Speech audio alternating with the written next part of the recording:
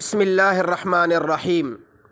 میرے محترم سامعین، آج میری گفتگو کا جو عنوان ہے وہ یہ ہے کہ مہنگائی کیوں ہوتی ہے۔ آج ہمارے ملک میں تقریباً ہر شخص مہنگائی کا رونا رو رہا ہے۔ میرے محترم سامعین، قرآن مقدس 16واں پارہ سورہ طٰہٰ آیت کریمہ نمبر 124 میں اللہ رب العزت فرماتے ہیں وَمَنْ أَعْرَضَ عَنْ ذِكْرِي فَإِنَّ لَهُ مَعِيشَةً ضَنْكًا۔ ترجمہ: اور جو میری نصیحت سے منہ پھیرے گا تو یقیناً میں اس کی معیشت تنگ کر دوں گا۔ نصیحت سے مراد قرآن پاک ہے، حدیث پاک ہے، دین ہے، حدود ہیں، احکام الہی کا نفاذ ہے۔ میرے محترم سامعین، جب ہم نے ان کو چھوڑ دیا تو پھر ہمارا حال جو ہوا وہ سب کے سامنے ہے۔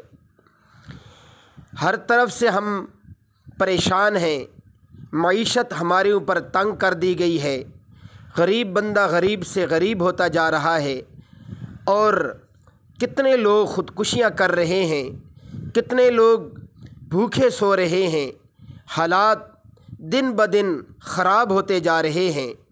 تو میرے محترم سامعین، ہمیں سوچنا ہوگا کہ کس طرح ہم اس مہنگائی کے اس سیلاب اور اس طوفان کو ختم کر سکتے ہیں۔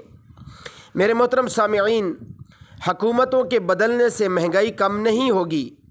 ہم کہتے ہیں کہ فلاں کی حکومت اچھی تھی، فلاں کی حکومت اچھی تھی۔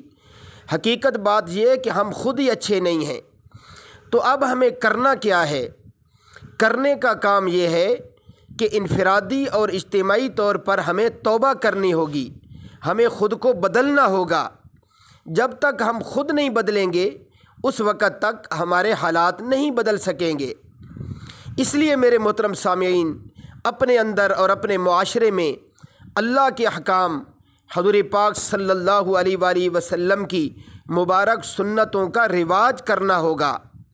انشاءاللہ جب ہم اللہ کے احکام کے مطابق اپنی زندگیوں کو بسر کرنا شروع کر دیں گے تو اللہ پاک ہماری معیشت کو آسان فرما دیں گے، اللہ ہمارے حق میں اچھے فیصلے فرمائیں گے، اور اللہ ہمیں وہ حکمران عطا فرمائیں گے جو یقین جانیں، جن کو دیکھنے سے، جن کے کردار سے ہمیں حضرت عمر رضی اللہ تعالی عنہ یاد آئیں گے۔ وآخر دعوانا ان الحمد للہ رب العالمین۔